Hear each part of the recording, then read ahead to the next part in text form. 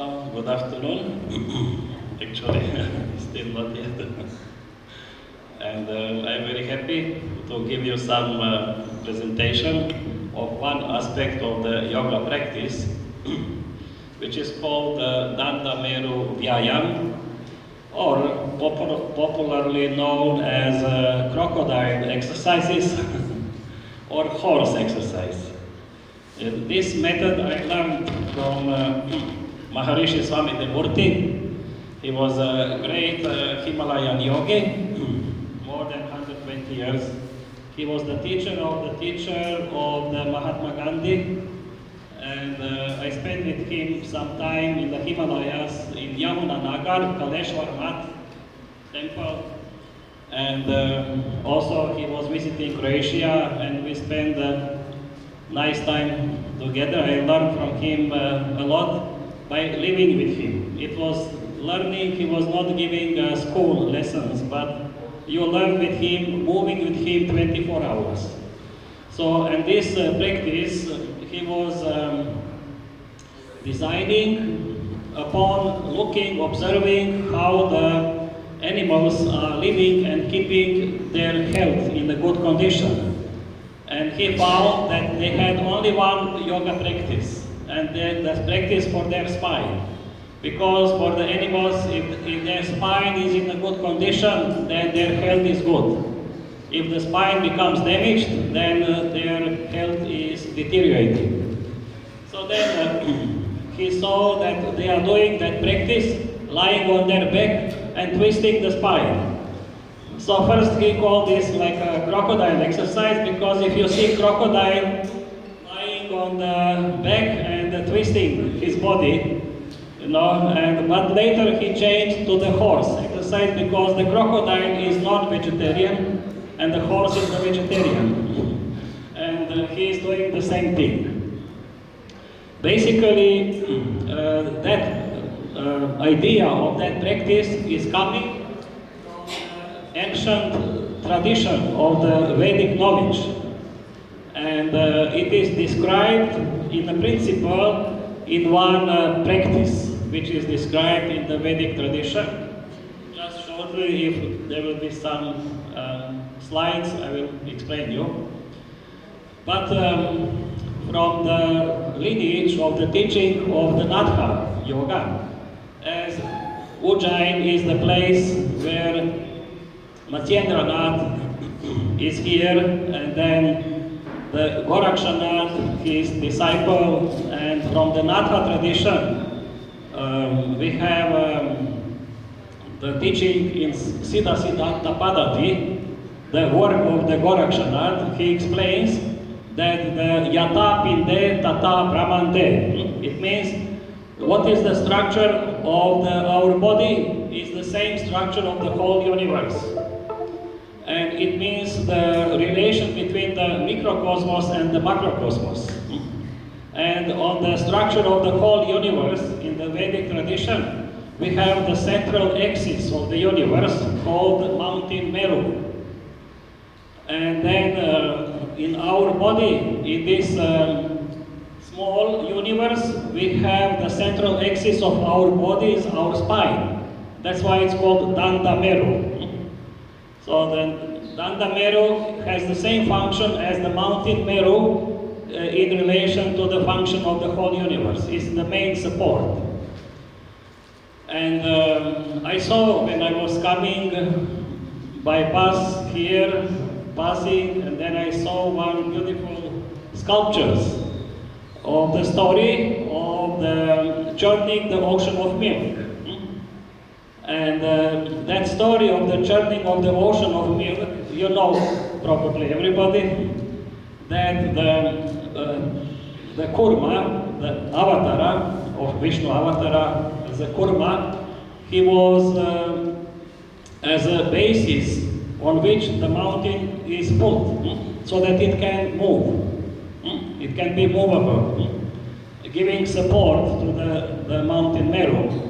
And then the Devas and Asuras, they were taking the snake Vasuki and putting 3.5 times around the mountain Meru. And then They were on one side. Ah, very good.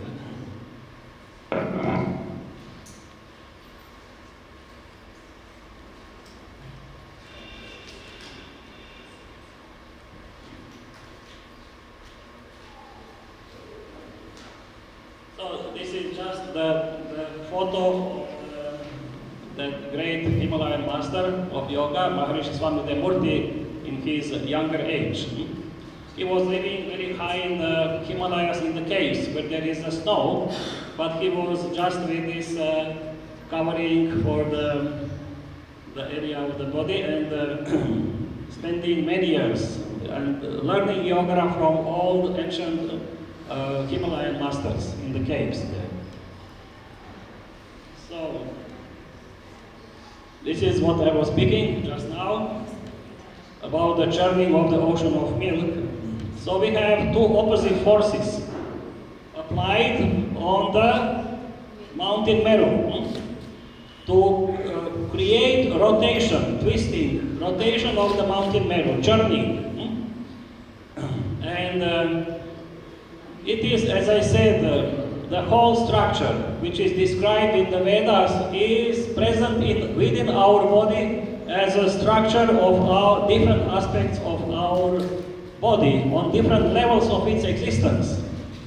You know that there are different layers of the existence of our physical body. This gross physical body, Annamaya Kosha, then the energy body, Pranamaya Kosha, and Manomaya Kosha, Vijnanamaya Kosha, Anandamaya Kosha, like 5 koshas. So the Vedic science describes all these 5 levels, how they are structured, and which kind of life each structure has. And this is described in the old stories of the Vedas.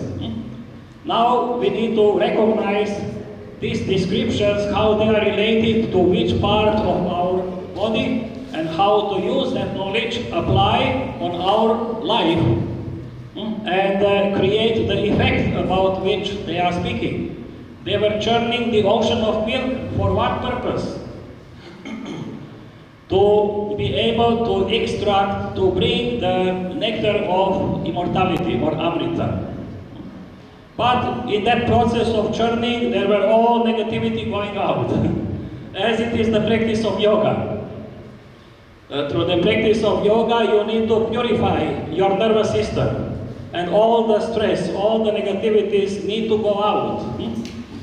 So like this in that story, and then when everything is purified, then the amrita can come up, that nectar or soma can freely flow through your physiology and create your perfect health and self-realization.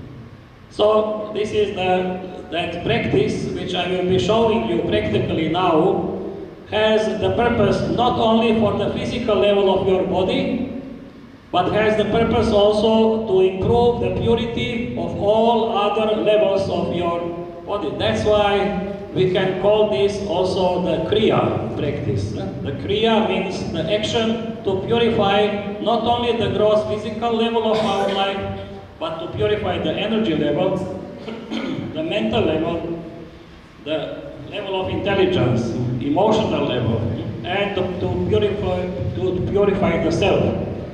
So we need to work on the Vayu, function of the Vayu, related to the health of the physical body. Vayu Shuddhi, then Nadi Shuddhi, Manas Shuddhi, and then Atma Shuddhi, to reach the self-realization.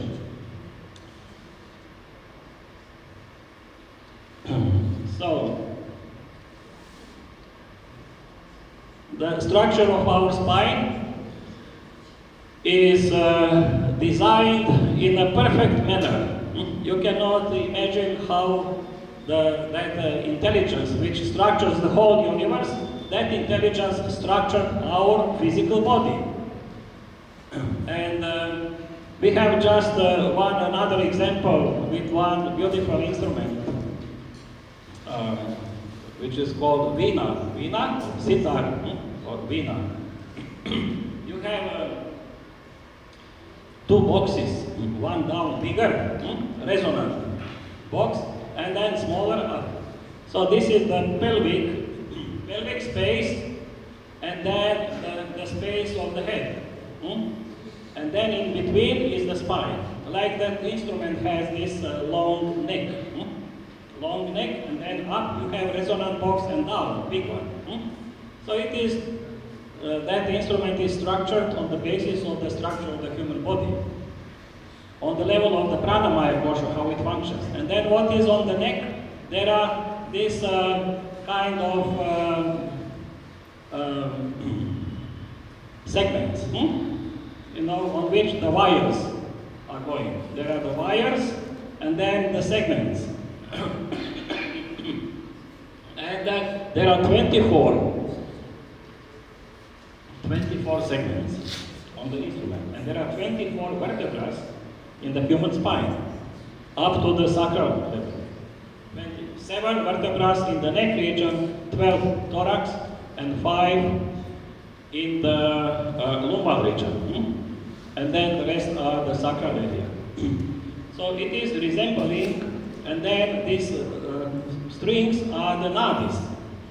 The Sushumna nadi, Ina Pingala nadi, along that neck, along the spine. So basically playing that instrument is awakening the pranamaya kosha, has effect. And listening those sounds which are created. These are the sounds which are the basic primordial sounds inside our body, which are later expressed as some specific sounds along with each vertebra. We have this from the other side. And then these sounds on these specific places are grouped together as a bija mantras. So these are the internal music, and who is playing that instrument? Shakti. That the Prakriti, she is playing that instrument, and through her play, we are getting life. So we need to keep her instrument in a good condition. So that's why it's very important to have a good condition of your spine. And this practice, which I will show you, needs to recover the proper condition of your spine. You know, they say that the person is old, what is the condition of the spine of a person? The person can have 30 years old, but his spine can be very stiff and he can behave like an old man. Or the old man can have a very good condition, flexible spine, and can behave as a young person. So the condition of the spine is very crucial for our health. Not only physical, but we will see for not physical only, but also for the energy level, on the mental level also, how it is affected. Because it's the central nervous system. The brain and the spinal cord is connected as a part of the central nervous system. And the central nervous system is very important for the condition of our consciousness. You know that the recent research in the neurology, they found that the brain is not creating consciousness. This is the recent research. They found that the brain, and this is already what some scientists before said, like Nikola Tesla, you heard maybe about Nikola Tesla, who gave us electricity. He is from Croatia. He was giving that example of the brain being the instrument, as an antenna, which is reflecting the universal field of consciousness, which is all over, everywhere, before us and after us, which is omnipresent, which is Chit, Sat, Chit, Ananda, that level. And then our brain is antenna which is able to reflect that Chit and create Chitta, create the individual field of consciousness, which we are becoming conscious of. And then in that Chitta we are conscious of many things, of different vrittis, whether through the jnanindriyas, karmindriyas, through the manas, through the ahankara, or through the becoming through the smriti, memory, or through the vasanas and samskaras, which are deeply rooted impressions in us, which can start sprouting and becoming as different desires and many things. So that chitta is the result of the function of the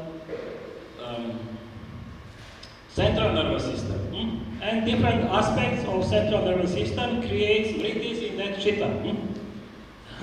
Like, for example, they say jnanindriyas, you know, these organs of the senses.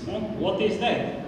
These are the organs of chitta, of the consciousness. This is not related to the physical eye, the sense of sight. No, this is not that organ. This is not the part in the sensory cortex. But this is the faculty of your consciousness to be able to recognize shape. This is the faculties of the consciousness. But this is the other story. Now to come back to the spine. But I wanted to say that the health of the nervous system, or what is the condition of the nervous system, will depend the condition of the chitta. You can imagine that the chit is like a sun, giving light everywhere. The chit, omnipresent. But it is reflecting through different reflections. If you have a glass of water, and then the water is green, then the reflection, that chitta will be green, will be different from original. But if you purify that water to become transparent, then the reflection will say, I am that. I am the same like the source. I am the sun. The reflection will say, I am the sun. So this is self-realization. So we need to keep our nervous system in a good condition, to be pure. Then only it can reflect the original. Otherwise we have distorted reflection. And our life for each of us is different experience. We see common picture in front of us, but somebody will have a different feeling along with that. Somebody will have different kind of observation. To someone, some other detail will be prominent more, to other person another detail. And the picture is changed. So that's why we need to purify. And they found also in the medical field, they made an autopsy of the people who died from different diseases. And they found that the disease of the certain organ was one-to-one related to the damage of that nerve, which was coming from the spinal cord between the vertebrae and coming to that physical organ. It was damaged, pressed. And then it is disturbing the function of the internal organs. That's why, again, very important, what is the condition of your spine? What is condition of the bony structure? And what is the condition of the vertebrae, of this bony structure and the discs between the vertebrae? And what is the condition of the spinal cord inside?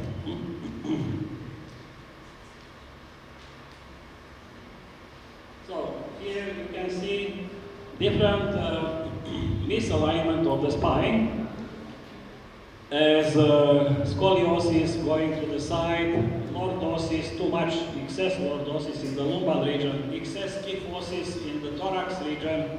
So all these deformations are creating uneven pressure in the inner space of your torso. If there is a scoliosis to the left side, in the thorax part, it will give more pressure to the heart. It is squeezing the space for the heart. Or in the lumbar region, it will affect the function of the kidneys, depending on which side it will go scoliosis. If there is kyphosis, it will affect the function of the lungs. It will press the lungs. If it is too much lordosis down, it will create pressure on the stomach and the function. And in the intestines and everything. So it is disturbing the function of internal organs. So there is, our body has a structure and a function. The structural aspect is those skeleton with the muscles attached to them and the ligaments and all the joints and everything. And functional is that internal proper function of internal organs, which are situated in the torso. In the torso are all vital organs responsible for our life and for the health. They are not in the limbs, but in the torso. That's why the yoga, the main practice of yoga was the yoga of the torso, not the yoga of the limbs. That's why you will find in the ancient text about the yoga practice, whether yoga, Yajnavalkya, or Hatha Pradipika, Geranda Samhita, Shiva Samhita, many different. You have just few asanas.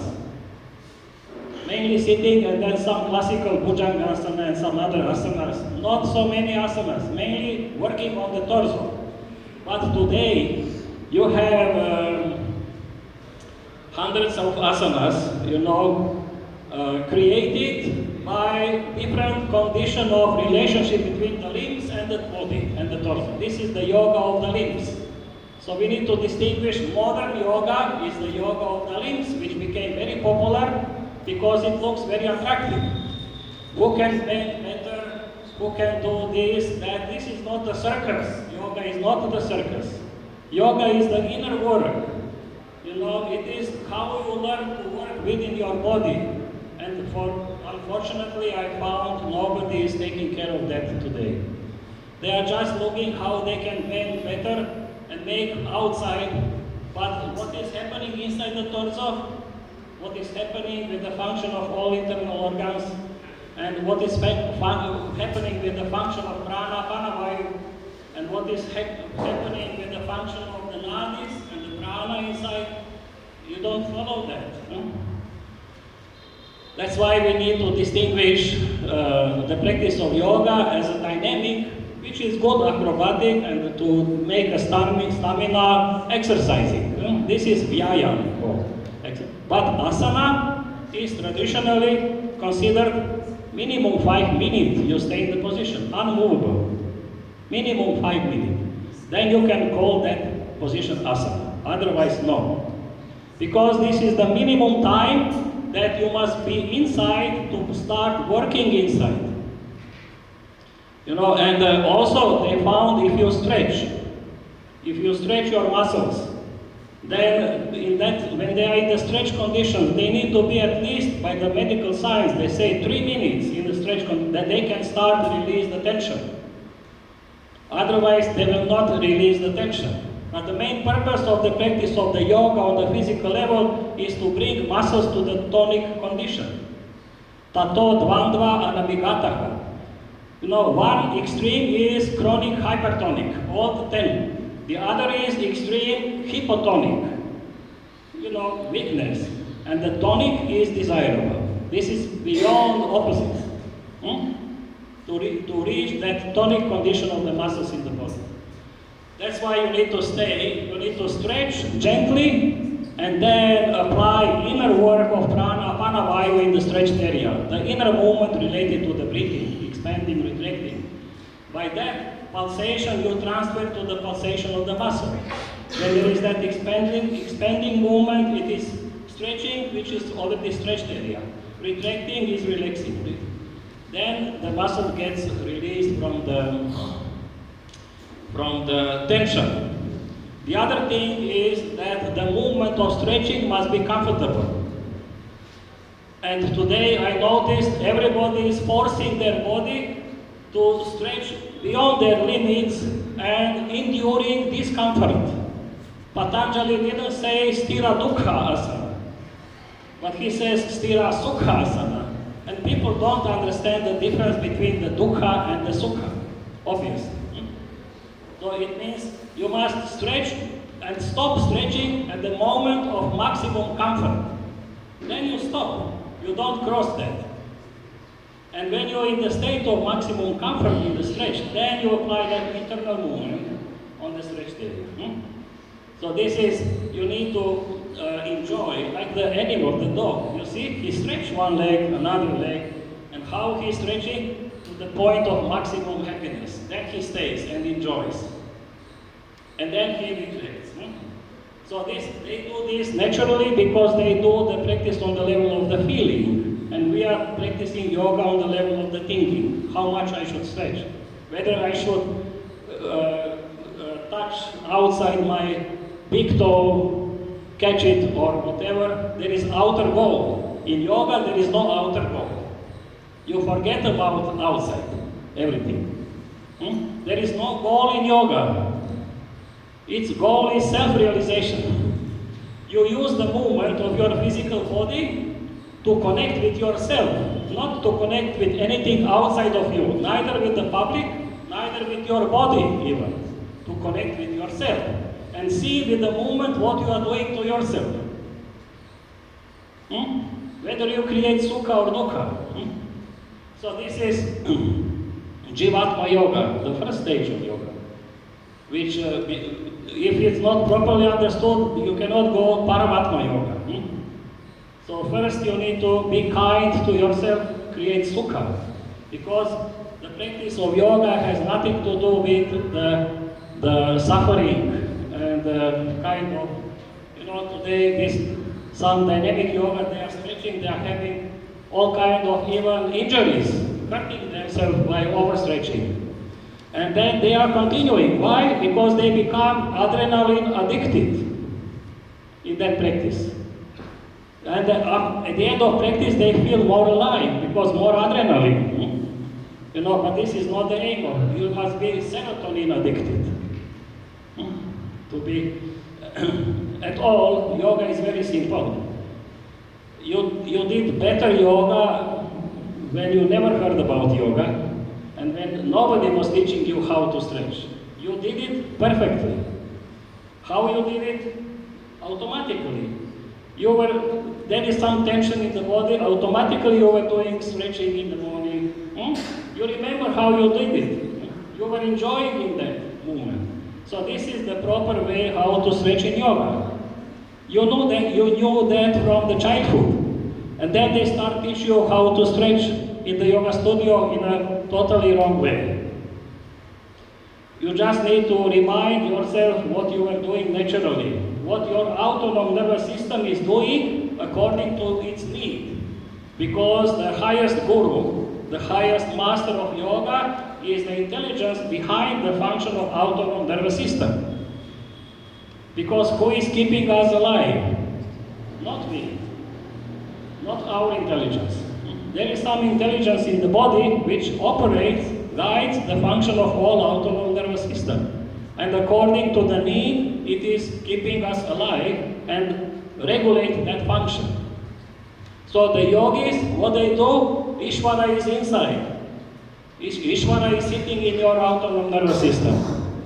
If you want to learn yoga, close your eyes and see how it functions. Then get the lesson.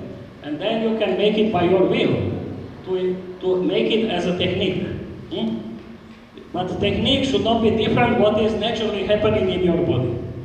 Only the purpose of yoga was, if something goes wrong by your way of life or anything, then you know how this functions, then you can function it separately when there is no need. Then you can practice.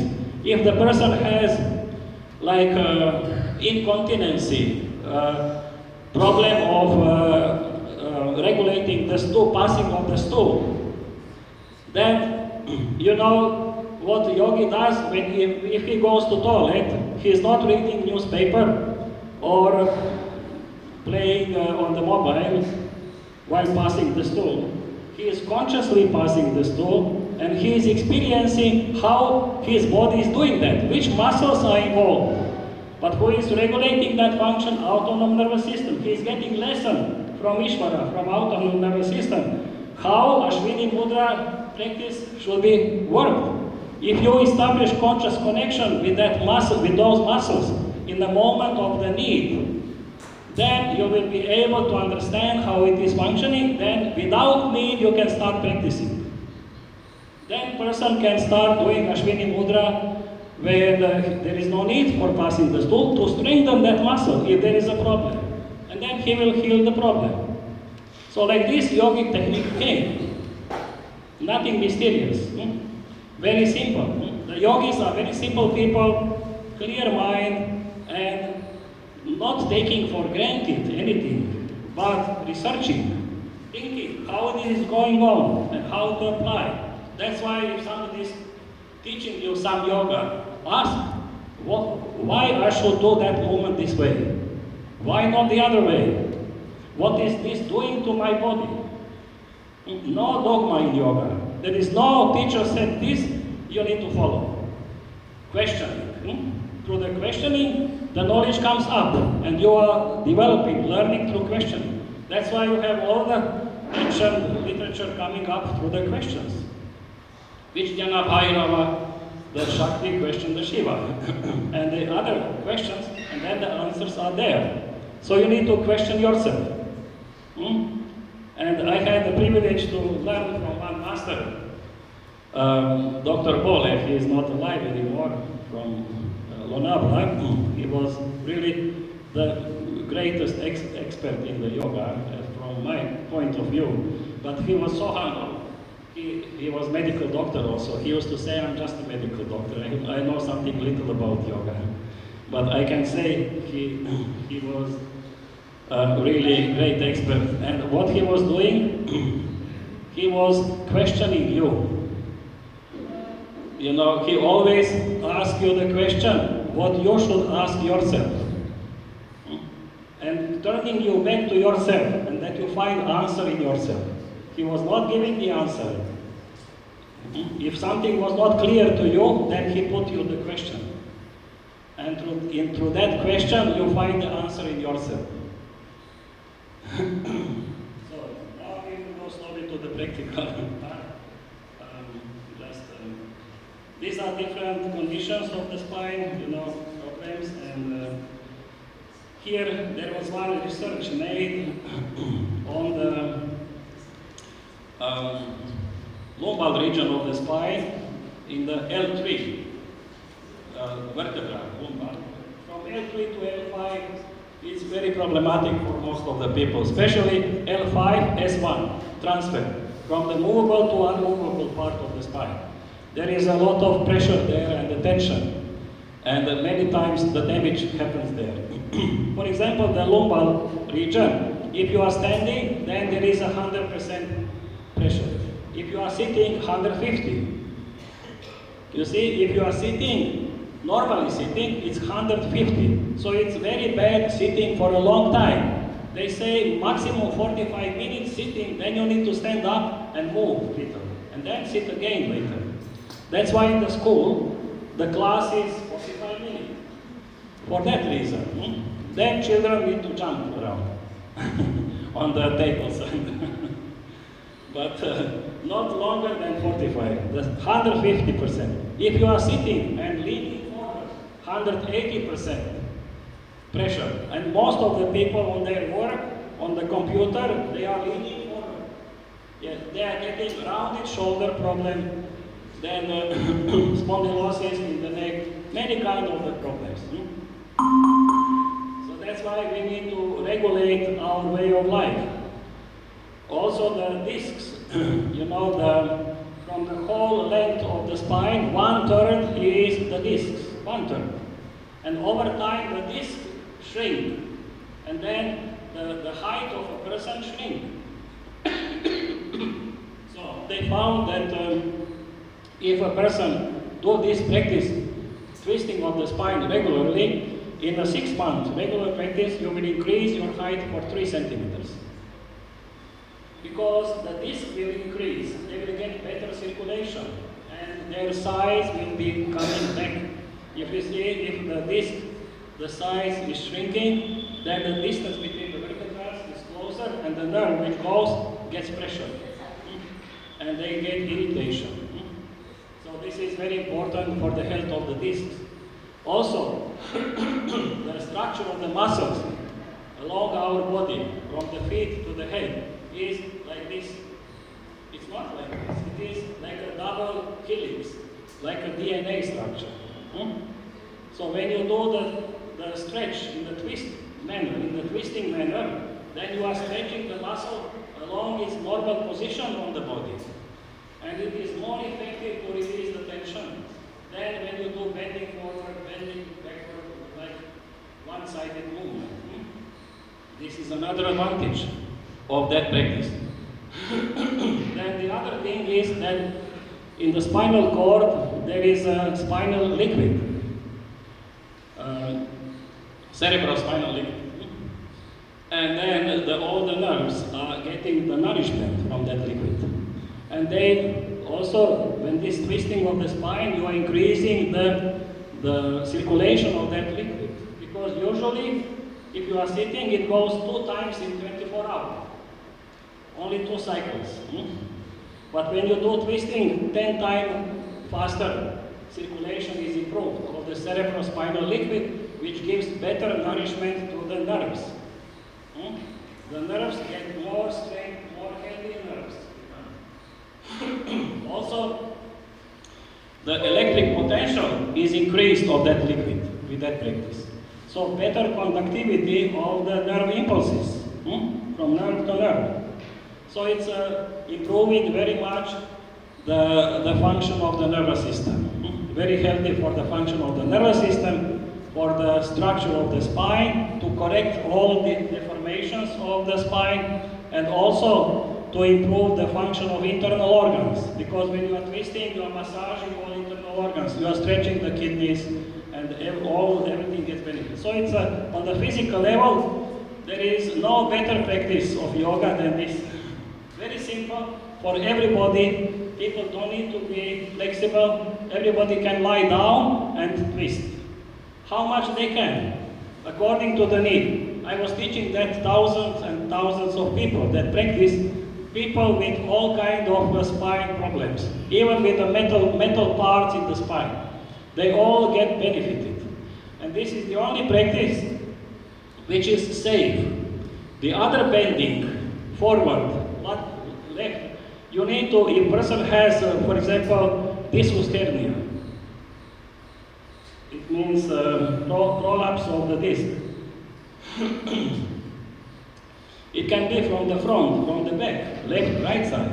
You don't know. Then I ask always person come to me for practice of yoga. First I give him the form, fill up about your health condition, that I know who is in front of me. I don't teach yoga before I know with whom I am dealing.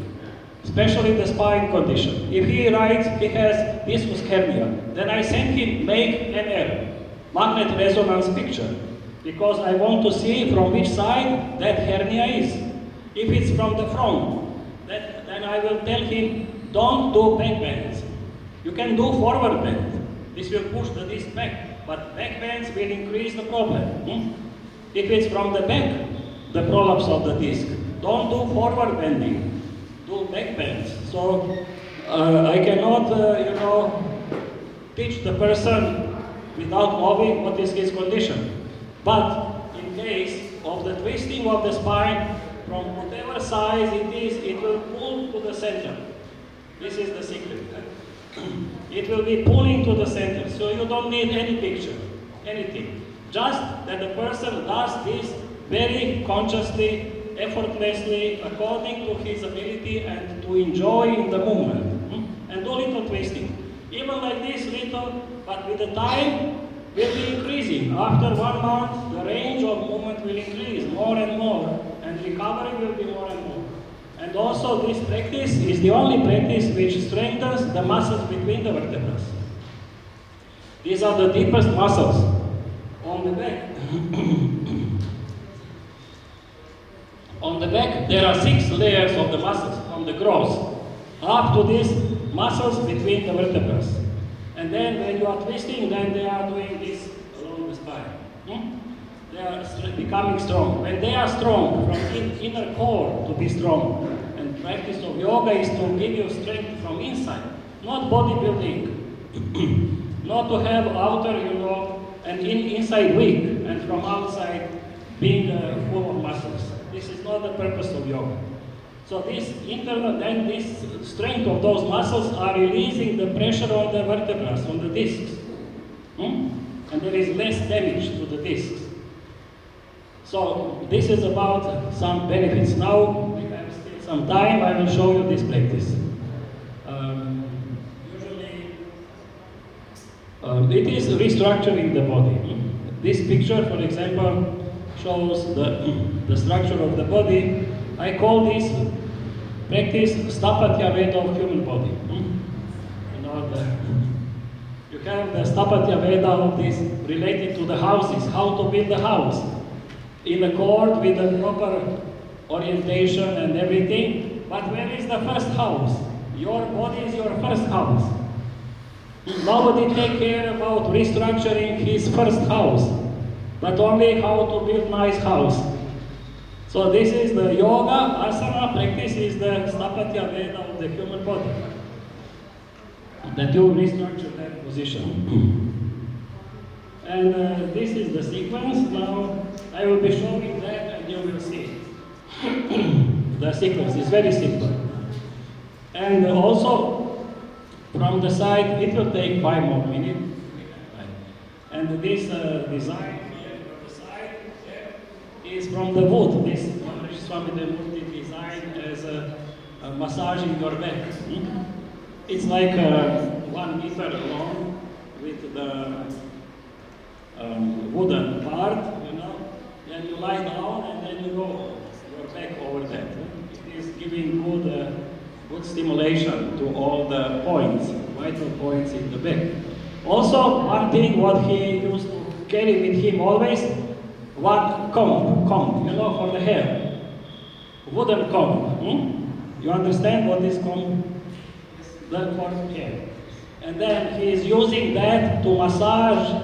He sometimes was asking me, please, if I can, with the comb, make his back, massage. It is fantastic stimulation of the back with the comb, the whole body. And why you do the hair, not only for the nice hair situation, but to massage the scalp. But should be wooden, not plastic material.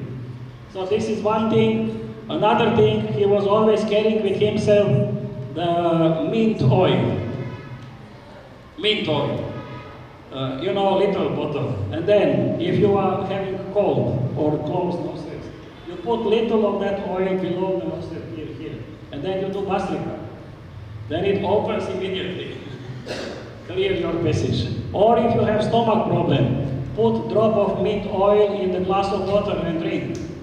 Or if you have a problem with too much heat in the head, put the water in some bucket and few drops of mint oil and put the legs inside.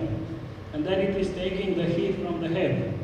So it's very simple things, but we can manage certain. He used to say the feet warm, stomach relaxed, and the head cool. This is the sign of the health. But most of the time we have warm head, tense stomach, and cold feet.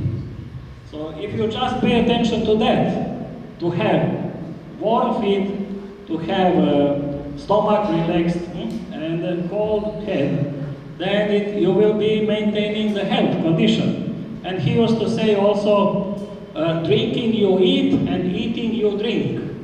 Very simple for the health. Drinking you eat. It means you take the crude food, chewing, it becomes liquid in the mouth. Then you swallow. When you drink, take sip and chewing and then swallow. Don't sip on eggs. So like this, if you pay attention, then you will get maximum benefit of what you are taking in your body. Because in the mouth already enzymes will dissolve. First level of digestion is in the mouth. Then it's for stomach very easy to completely dissolve and take nutrition values and integrate in the body and everything. So this yoga is very simple. So now we focus on this practice. And this shaking practice here is to improve the circulation of the blood. because the hands and the feet are the extreme part, and then when you are shaking them in this position, you will open the capillaries to start pulsating. Because we think circulation of the blood is depending only on the heart. It's not true. The heart is pumping the blood through the bigger vessels. But through the capillaries, they are pulling the blood by their activity of pulsating. They are responsible, but those capillaries become out of function. And then you need to enliven their function by shaking. And then you will feel the circulation improve tremendously. So now I will do here the sequence of that practice, which way you go. First, it is done in the lying position on the bed. First, you interlock the fingers and stretch your hands behind and feet forward. You stretch your spine. Then stretch the right side and left hip rest. Then straight the other. And feel the circulation of the hip. And then hands on the side, outside. First, the feet are separated. And next question, feet vertical. Inhale here and then with exhale, twist one. Inhale down and twist.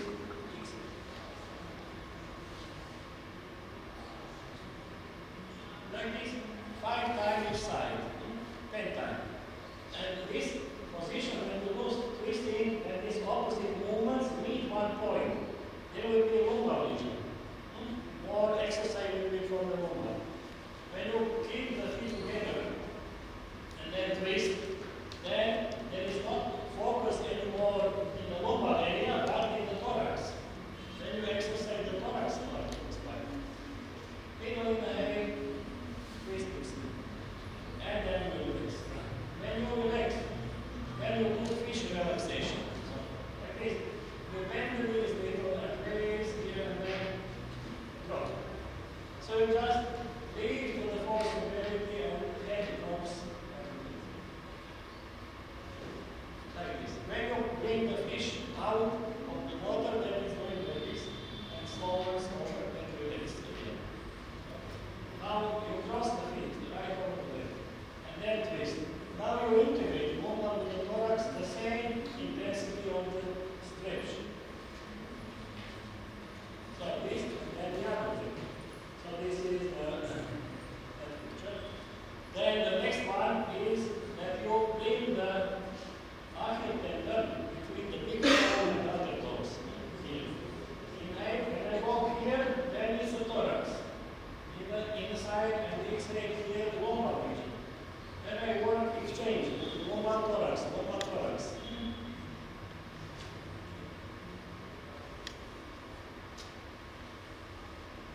And then the other way, 10 times each way, this time.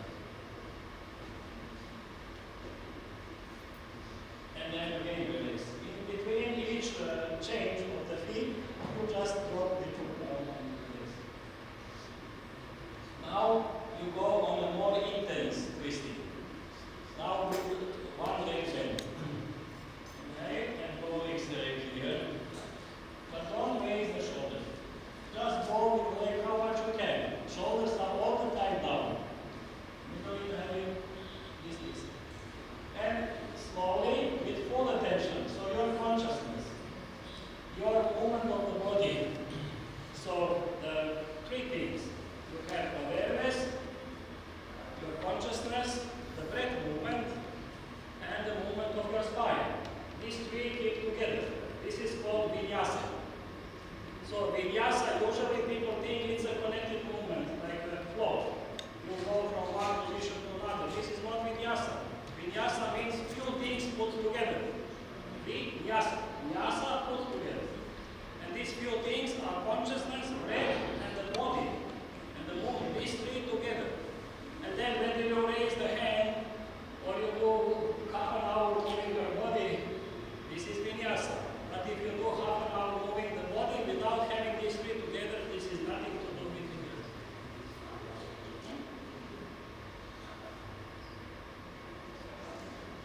Okay? So here, but everything in